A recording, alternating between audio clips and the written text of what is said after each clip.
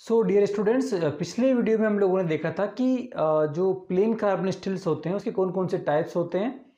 आज की इस वीडियो में हम लोग बात करने वाले हैं कि कास्ट आयरन क्या होता है, कितने टाइप के होते हैं, कैसे बनता है, कौन कौन सी प्रॉपर्टीज़ होती है। तो आज के इस वीडियो के बाद आपको कास्ट आयरन में कोई डाउट नहीं रहेगा, ये मेरी गारंटी है। ठीक है, तो आप लोग ध्यान से देखें। हम लोग बहुत ही अच्छे से इस सीरीज़ को चला रहे हैं। हम लोगों ने डिटेल में चीज़ें पढ़ी है और हर चीज़ को हम लोग कॉन्सेप्ट वाइज देख रहे हैं। ठीक है, तो ये सब मैंने आपको फिर से बता रहा हूँ कि आपके यूनिवर्सिटी के हिसाब से तो है ही सही, लेकिन ये गेट ईएस और सब में क्वेश्चंस आपको आते हैं और आप बहुत इजीली लगा पाओगे। सो आइए शुरू करते हैं। तो कास्ट आयरन की हम लोग बात करते हैं। अगर तो हमारा नाम जहन में आता है, मैंने बोला कास्ट आयरन, तो मैंने आपको, जब आप बोलोगे सर हमने जो आयरन कार्बन डायग्राम में पढ़ा था वहाँ पर हमने ये सुना था कि 2.1 से लेकर अगर 6.6% तक मेरा कार्बन है तो वो क्या है, कास्ट आयरन। लेकिन कास्ट आयरन मन में आएगा बनता कैसे है, कहाँ से इसका ओरिएंटेशन है और किस किस टाइप का होता है, इसको हम लोग यूज़ कहाँ करते हैं। सर ये तो ब्रिटल होता है, तो बहुत सारे आपके मन में डाउट होंगे, तो डाउट को हम लोग सबको आज सोल्व करने वाले बहुत ही आसान सिंपल तरीके से। तो आइए, आयरन जो है, जो कास्ट आयरन जो है, it is primarily based on iron and carbon. Iron और कार्बन से मिलकर मेरा कास्ट आयरन बनता है। अब कास्ट आयरन आता कहाँ से है, तो आयरन ओर होता है जो आप लोग ज़मीन से निकालते हो। फिर आप क्या करते हो, उसको आप थोड़ा सा उसको आप जब डिस्टिलेशन करते हो तो आपको क्या मिलता है, पिग आयरन मिलता है। और जब आप लोग पिग आयरन को क्या करते हो, पिग आयरन को कुपोला फर्नेस के अंदर कोक और लाइम के अंदर मिलाकर कुपोला फर्नेस के अंदर हीट करते हो तो जो आपको आयरन मिलता है वो क्या मिलता है, कास्ट आयरन। तो आपको मिलता है कास्ट आयरन। ये सबको पता होगा, सबने 11th-12th में पढ़ा भी होगा कुपोला फर्नेस क्या होती है, पिग आयरन क्या होता है। अभी मैं इन सब की नहीं बात करने वाला हूँ। मैं ये मान रहा हूँ कि आप लोगों को कास्ट आयरन मिल चुका है। तो कास्ट आयरन आपको मिल चुका है। ठीक है, आपने क्या किया, पिग आयरन को रीमेल्ट किया और उसके अंदर कोक और लाइम डाला, कुपोला फर्नेस के अंदर रीमेल्ट किया, तो आपको क्या मिलेगा, कास्ट आयरन मिल जाएगा। अब जो कास्ट आयरन जो आपको मिलता है उसके अंदर जो आप जानते हैं इसके अंदर क्या क्या है, एक तो आपका आयरन है और एक क्या है, कार्बन। अब ये आयरन और कार्बन किस किस टाइप से फॉर्म बना सकते हैं दोनों मिलकर। कार्बन आयरन के अंदर 2 फॉर्म्स में रह सकता है। ठीक है, पहला रह सकता है ये कंबाइंड फॉर्म। कंबाइंड फॉर्म में क्या रहेगा, लाइक कंबाइन होके क्या करेगा, कार्बन बना लेगा या Fe3C बना लेगा, उसको आप लोग सीमेंटाइट ही बोलते हो, सीमेंटाइट। या तो ये सीमेंटाइट फॉर्म में बन जाएगा या फिर ये क्या होगा, ये कंबाइंड होके कंबाइंड नहीं होगा आयरन के साथ में और फ्री ग्रेफाइट बना लेगा। क्या बना लेगा, ये बना लेगा फ्री कार्बन या फिर ग्रेफाइट फ्लेक्स। ठीक है, तो 2 फॉर्म में आपको कार्बन मिल सकता है आयरन के अंदर। देखिए इसमें समझने का क्या है, आप लोग थोड़ा समझ ले, कंफ्यूज ना हो। देखिए आपने जब कार्बन मिलाया आयरन के अंदर तो 2 चीज़ें बन सकती है, या तो आपका कार्बन अच्छे से मिल गया आयरन के अंदर और उसने क्या किया, सीमेंटाइट बना दिया या Fe3C बना दिया। दूसरी कंडीशन क्या होती है कि वो उसमें अच्छे से नहीं मिला, वो उसको अच्छे से मिल ही नहीं पाया आयरन के अंदर और उसने फ्री ग्रेफाइट बना लिया, मतलब कार्बन अलग जा रहा है और आयरन आपका अलग जा रहा है, जिसको हम लोग ग्रेफाइट फ्लेक्स बोलते हैं। तो 2 कंडीशंस हो सकती है। तो जब हम लोग अभी different types of cast iron पढ़ने वाले हैं तो वहाँ पर दोनों चीज़ें आएगी काम में। तो आपको डिफरेंस समझ में आना चाहिए कि कार्बन या तो मिल जाएगा तो आप सीमेंटाइट बना देगा, नहीं मिलेगा तो वो कार्बन फ्लेक्स बना देगा, या ये हो सकता है आधा मिल गया आधा नहीं मिला, तो आधा तो मिल गया है आधा नहीं मिला, उसने ग्रेफाइट फ्लेक्स बना लिया। ठीक है, आगे बढ़ें। अब आते हैं हम लोग टाइप्स ऑफ कास्ट आयरन पर। उससे पहले हम लोग ये देख लेते हैं कि इसकी प्रॉपर्टीज़ क्या होती है कास्ट आयरन की। कास्ट आयरन की प्रॉपर्टीज़ क्या क्या होती है, तो प्रॉपर्टीज़ जो होती है कास्ट आयरन की वो कौन कौन सी होती है। तो सबसे पहले सबसे बड़ी प्रॉपर्टी क्या है कि कास्ट आयरन सबसे सस्ता है। इसमें वो कुछ भी नहीं करना है, आपको बस कास्ट करना है और मिल जाता है। ठीक है, तो लो कॉस्ट प्रॉपर्टी नहीं बोल सकते इसको, इसके गुणधर्म बता सकता हूँ मैं आपको। ये सबसे, एक तो सबसे सस्ता है, दूसरा है क्या है, गुड कास्टेबिलिटी। गुड कास्टेबिलिटी, कास्टेबिलिटी, कास्टिंग करना बहुत आसान है और बहुत अच्छे से आप कास्टिंग कर सकते हैं। और कास्ट आयरन कास्टिंग से ही मिलता है, इसीलिए हमने इसका नाम कास्ट आयरन रखा। कास्ट आयरन का नाम आया कहाँ से, क्योंकि ये कास्टिंग के थ्रू हमको मिलता है, that's why it is cast iron. और इसके कास्टिंग बहुत अच्छे से की जा सकती है और मैक्सिमम कास्ट आयरन कास्टिंग से ही बनता है, आप अदर ऑप्शन से नहीं बना सकते। ठीक है, कास्ट आयरन की हमेशा जो कंप्रेसिव स्ट्रेंथ रहती है वो क्या रहती है, हाई। तो इसको हम क्या बोलते हैं, high compressive strength. Compressive strength हमेशा क्या रहती है कास्ट आयरन की, हाई रहती है। डक्टाइल होगा या ब्रिटल होगा, सर ब्रिटल ही होगा, डक्टाइल तो आपका स्टील था। तो ब्रिटल इन नेचर, ब्रिटल होता है कास्ट आयरन। बहुत अच्छे से आप लोग ये जान लें कास्ट आयरन के बारे में, जो आपको बता रहा हूँ बहुत ही डिटेल्स में आपको चीज़ें मैं बता रहा हूँ, जो आप मैंने कई सारे सोर्सेज से इकट्ठा किए और यहाँ पे आपको पकाया पुकाया परोस रहा हूँ। ठीक है, उसके बाद high wear resistance. Wear resistance बहुत अच्छा होता है, high wear resistance. Wear resistance क्या होता है मैं आपको बता चुका हूँ, जब हार्डनेस अच्छी है तो वियर रेजिस्टेंस भी क्या रहेगा, अच्छा ही रहेगा। ठीक है, इसकी कंप्रेसिव स्ट्रेंथ जो होती है, कास्ट आयरन की compressive strength is always greater than tensile strength. Tensile के अंदर ये वीक होता है लेकिन कंप्रेसिव स्ट्रेंथ बहुत हार्ड होती है। तो ये कास्ट आयरन की कुछ प्रॉपर्टीज़ थी, वो आपको याद रखना है, ये आपको रेंज याद रखना है। अब जो आते हैं मेरे types of cast iron, like white cast iron, grey cast iron, malleable cast iron है ना, नोडुलर कास्ट आयरन। तो कुछ डिफरेंट टाइप के कास्ट आयरन से इनके अलग अलग प्रॉपर्टीज़ हैं और अलग अलग प्रोसेस से हम लोग उनको बना सकते हैं। तो आइए हम लोग पॉइंट वाइज देखते हैं कि कौन कौन से कास्ट आयरन हो सकते हैं और किसकी क्या प्रॉपर्टी है। जो हमारा पहला टाइप का कास्ट आयरन है वो हमारा कौन सा है, grey cast iron. Grey cast iron, ठीक है। तो ग्रे कास्ट आयरन, सबसे पहली बात कि इसका नाम ग्रे क्यों पड़ा, ग्रे कास्ट आयरन क्यों पड़ा। तो ग्रे इसलिए पड़ता है क्योंकि जब हम लोग ग्रे कास्ट आयरन जब बनता है तो इसके अंदर जो कार्बन प्रेजेंट होता है वो ग्रेफाइट के फ्लेक्स के फॉर्म में होता है। ग्रेफाइट के फ्लेक्स के फॉर्म में, चूंकि उसका कलर ग्रे होता है इसीलिए हमने इसका नाम क्या रखा, ग्रे कास्ट आयरन। तो ग्रे कास्ट आयरन के अंदर जो कार्बन का अमाउंट होता है वो 3% से लेकर 6.67% तक हो सकता है। इसके अंदर जो कार्बन होता है वो ग्रेफाइट फ्लेक्स के रूप में होता है। मैंने आपको पहले भी बताया था कि कार्बन दो टाइप से इसके अंदर आ सकता है। पहला आ सकता है सीमेंटाइट की फॉर्म में, दूसरा आ सकता है कार्बन ग्रेफाइट फ्लेक्स के रूप में। तो यहाँ पर ग्रेफाइट फ्लेक्स के रूप में होता है ग्रे कास्ट आयरन के अंदर।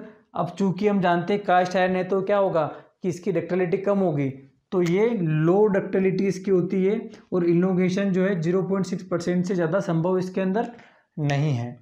एक और चीज़ आपको याद रखना है कि जब लोग ग्रे कास्ट आयरन बनाते हैं तो जो आपकी कास्टिंग होती है उसके हम लोग कूलिंग क्या करते हैं, बहुत स्लो करते हैं। इसके अंदर कूलिंग इसके हम लोग बहुत स्लोली करते हैं और धीरे धीरे हमको कार्बन के ग्रेफाइट फ्लेक्स मिलना स्टार्ट हो जाते हैं जब इसको स्लो कूलिंग करते हैं। तो किसको, ग्रे कास्ट आयरन के अंदर हमारी कूलिंग जो होती है बहुत स्लो होती है, ठीक है। और इसके अंदर सिलिकॉन भी क्या होता है, कम होता है। सिलिकॉन की भी हम लोग बात नहीं करेंगे, आगे बात करेंगे जब हम लोग अलॉइंग पढ़ेंगे। देखिए कास्टिंग जो होती है उसमें हम लोग क्या करते हैं कि पहले आपके जो भी मटेरियल होता है उसको मेल्ट करते हैं, ठीक है। मेल्टिंग अवस्था में ले आते हैं, उसको पूरा क्या बना देते हैं, लिक्विड बना देते हैं और उसके बाद उसको हम लोग क्या करते हैं, सॉलिडिफाई करते हैं, ठीक है। तो जब हम लोग कास्ट आयरन बनाते हैं तो इसके अंदर आयरन और कार्बन के साथ साथ में सिलिकॉन भी एक बहुत बड़ा इंपॉर्टेंट एलिमेंट है, क्योंकि सिलिकॉन क्या करता है कि आपके मटेरियल की फ्लूडिटी बढ़ा देता है। फ्लूडिटी बढ़ा देता है, फ्लूडिटी मतलब जो कितने कि वो जमे ना। जैसे आप मान लो कास्टिंग कर रहे हैं, मान लो आपका यहाँ पैटर्न है, अब आपने यहाँ से आपका जो मोल्टिंग मेटल है वो डाला है, तो ऐसा ना हो कि वो यहाँ आए बिना यहीं पे जम जाए, ठीक है, यहीं पे जम जाए। तो उस चीज़ को रोकने के लिए, मतलब ज़्यादा टाइम तक ये लिक्विड अवस्था में रहे, तो हम लोग क्या करते हैं, सिलिकॉन ऐड कर देते हैं इसके अंदर। ये सब टाइप के कास्ट आयरन के अंदर हम लोग करते हैं। सिलिकॉन क्या करता है कि आपके मोल्टन मेटल की फ्लूडिटी बढ़ा देता है। क्लियर। हम लोग और काफ़ी डिटेल में बात करेंगे जब हम लोग अलॉइंग एलिमेंट्स पढ़ेंगे, तो एक एक अलॉय की क्या क्या इंपॉर्टेंट प्रॉपर्टीज हम लोग उन सब की बात करेंगे, ठीक है। अब यहाँ पर इसकी जो टेंसाइल स्ट्रेंथ होती है वो लो होती है। मैंने आपको पहले बताया था कास्ट आयरन की कंप्रेसिव स्ट्रेंथ अच्छी होती है, सब लोग याद रखें, कास्ट आयरन की कंप्रेसिव स्ट्रेंथ अच्छी होती है। हाई कंप्रेसिव स्ट्रेंथ रहती है, बोल ही दिया आपने, ठीक है।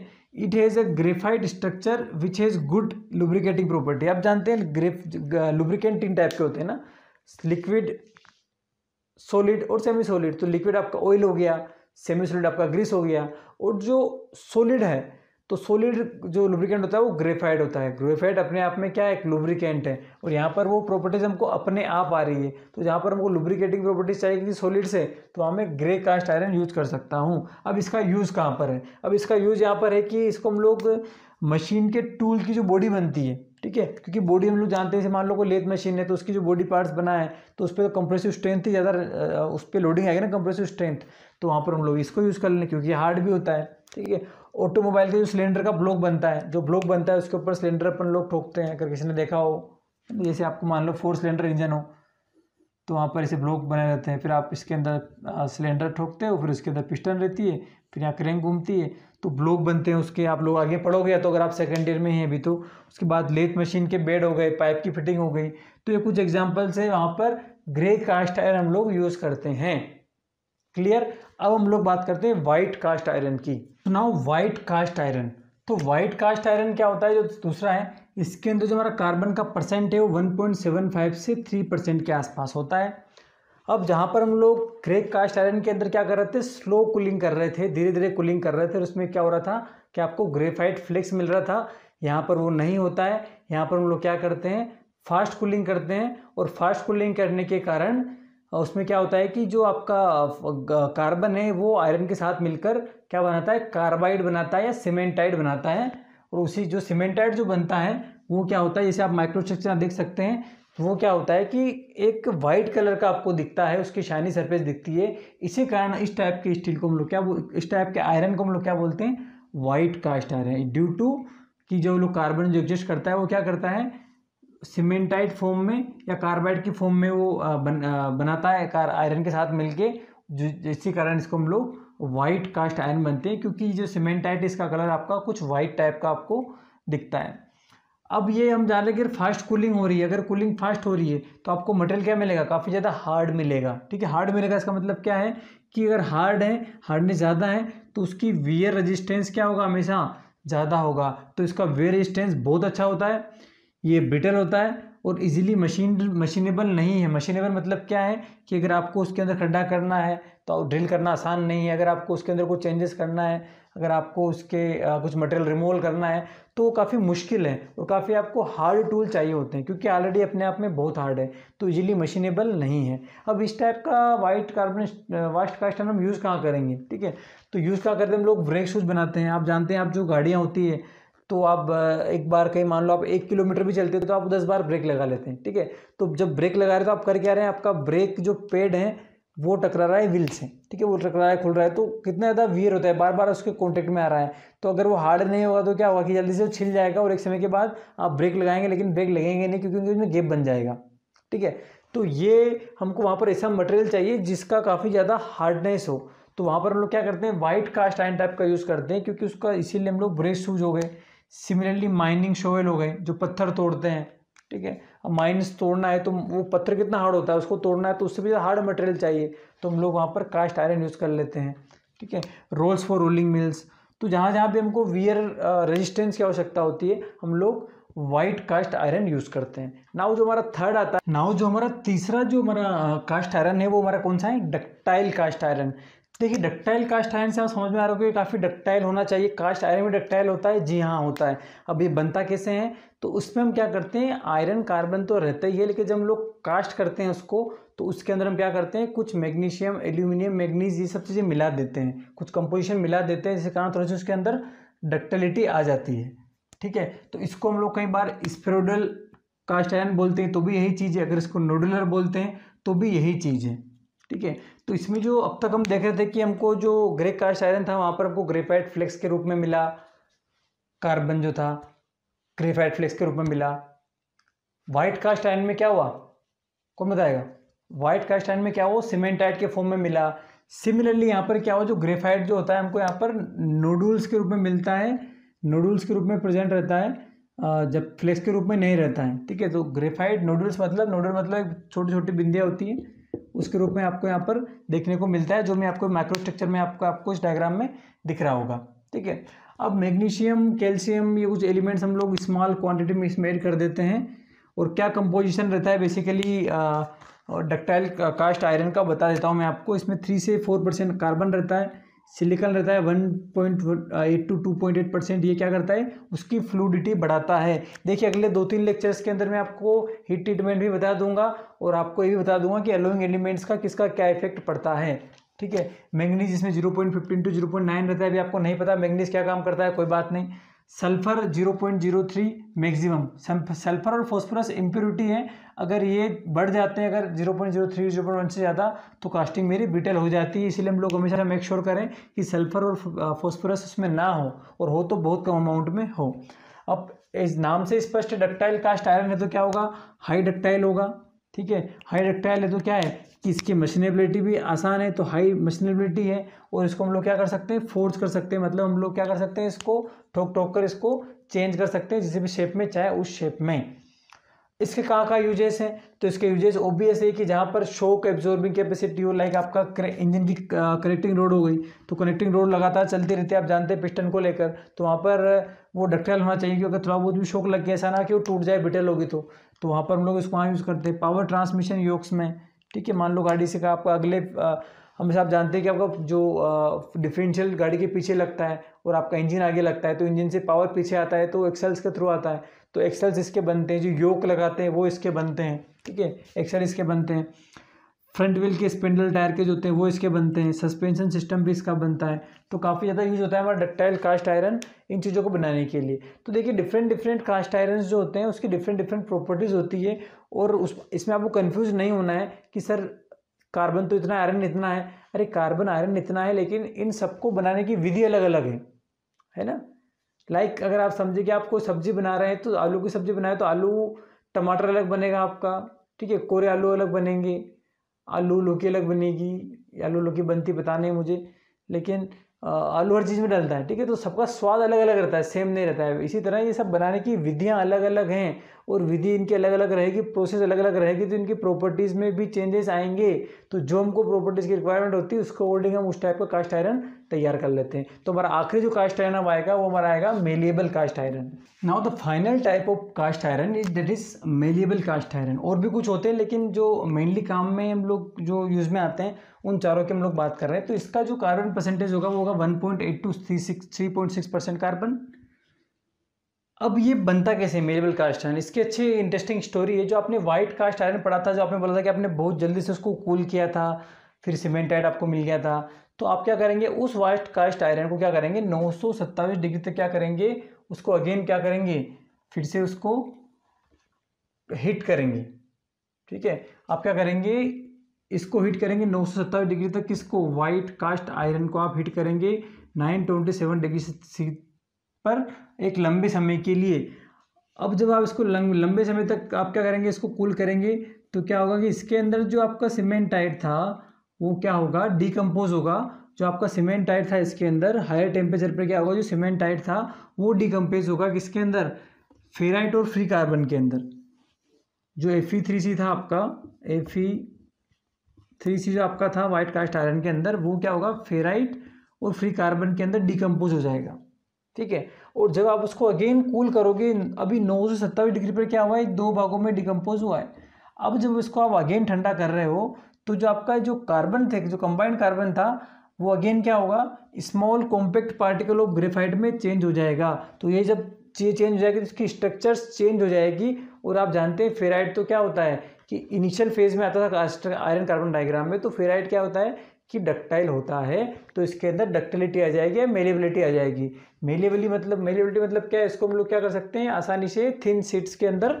मेलिएबिलिटी मतलब क्या है, इसको हम लोग आसानी से क्या कर सकते हैं, it can be rolled and hammered to obtain different shape. आप इसको हैमर के थ्रू या रोलिंग के थ्रू डिफरेंट शेप में आप इसको कन्वर्ट कर सकते हो, इस टाइप के कास्ट आयरन को। तो आप ऐसा नहीं बोल सकते कास्ट आयरन में मेलिएबिलिटी नहीं आ सकती है, लेकिन उसकी अगर प्रोसेस होती है, उस प्रोसेस के थ्रू हम लोग उसके अंदर मेलिएबिलिटी भी ला सकते हैं। ठीक है, इसका शॉक रेजिस्टेंस भी बहुत अच्छा होता है, गुड शॉक रेजिस्टेंस, ये अच्छे शॉक्स को बियर कर लेता है। और गुड मशीनेबिलिटी, ओबियसली कि डक्टाइल है, ये मेलेबल है, तो इसकी मशीनेबिलिटी क्या रहेगी, अच्छी रहेगी। ठीक है।